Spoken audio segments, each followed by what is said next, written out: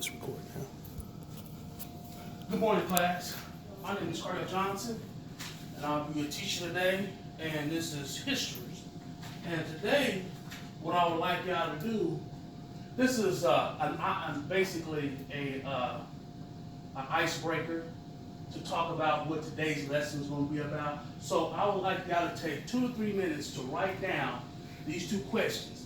Y'all might not know the answer to these questions, but in today's lesson, as we get into it, it will help explain what these answers are.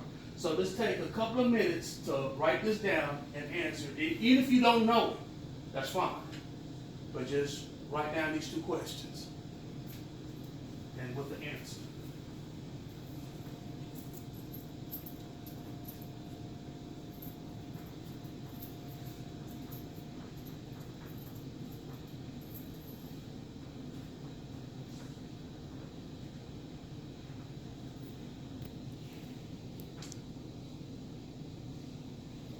Oh, sorry.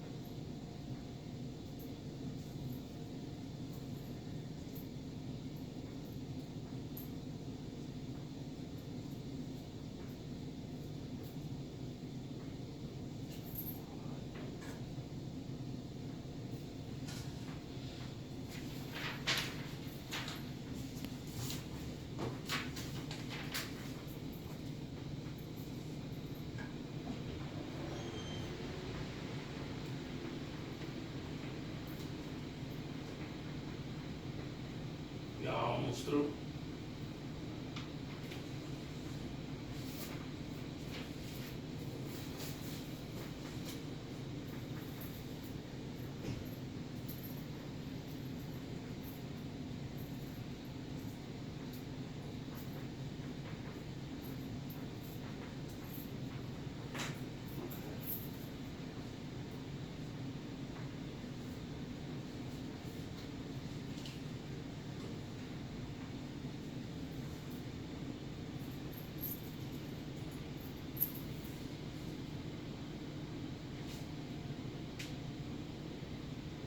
Okay, this time is up. Okay, let me ask you this. Based upon these 2 questions, can any of y'all give me an idea of what you think today's lesson will be talking about? Okay, that's good. You know a little about Rosa Parks and what she did, what happened? Well, tell me.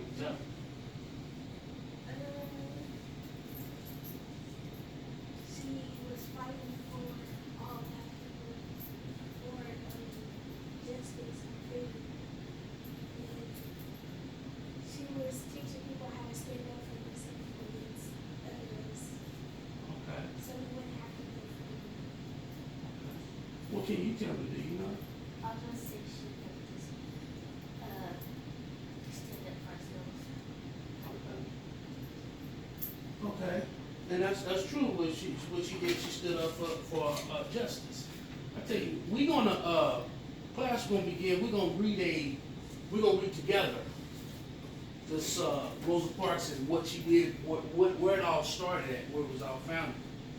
I'm gonna start off reading, and then I'm gonna let y'all come in and chime in and read.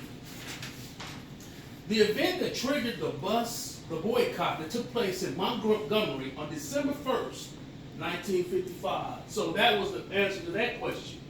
It started in December 1st, 1955, after the seamstress Rosa Parks refused to give her seat to a white passenger on the city bus. Local law dictated that African American passengers sat at the back of the bus while whites sat in the front.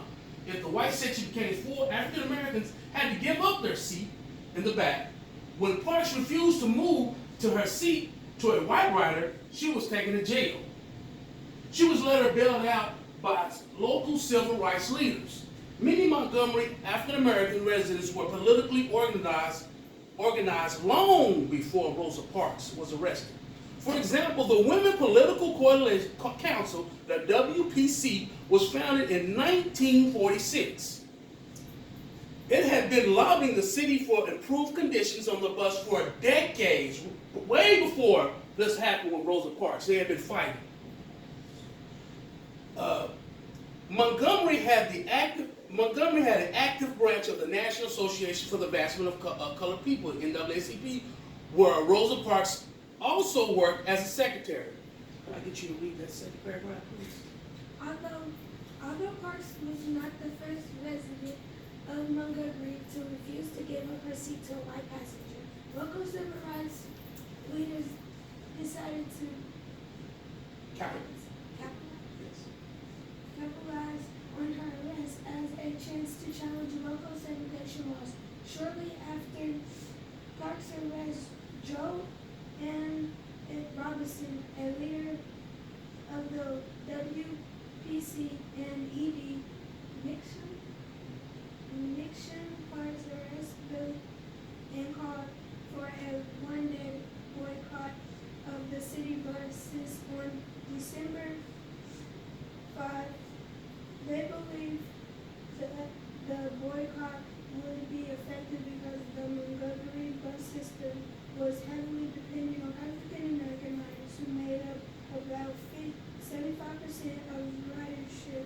Some 90% of the African American residents stayed off the buses that day. That's unbelievable right there. See that? So that the book, it says right there, 90% of African American, 75% of African Americans participated in riding the bus. So by them deciding not to ride the bus, that would have a detrimental effect upon that local bus system there. Can you read the next one? The boycott was so successful that local civil rights leaders decided to extend it Indefinitely. A group of local Ministers. from the Montgomery Improvement Association (MIA) to support and association the boycott and the legal challenge to the segregation laws. Martin Luther King, the President. harassment young pastor of the Dexter Avenue Church was elected president of the MIA. A powerful orator, he was new to the area and had new enemies. And thus local leaders believed he could rally the various factions of the African American community to the cause. The MIA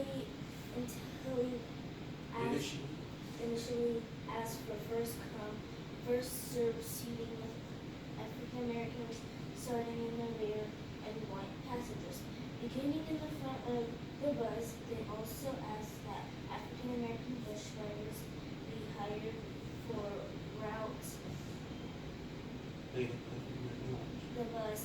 They also asked that African American buses were primarily made up of African American riders. The bus companies and Montgomery's officials refused to meet those demands. Many white citizens retaliated against the African American community. King's home was bombed, and many boycotters were threatened or fired from their jobs.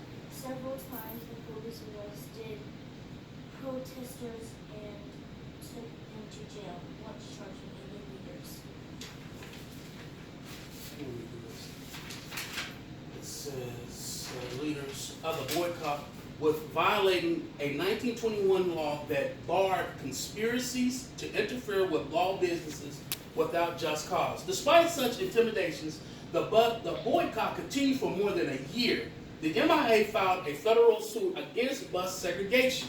And on June 5th, 1956, a federal district court declared segregated seating on buses to be unconstitutional.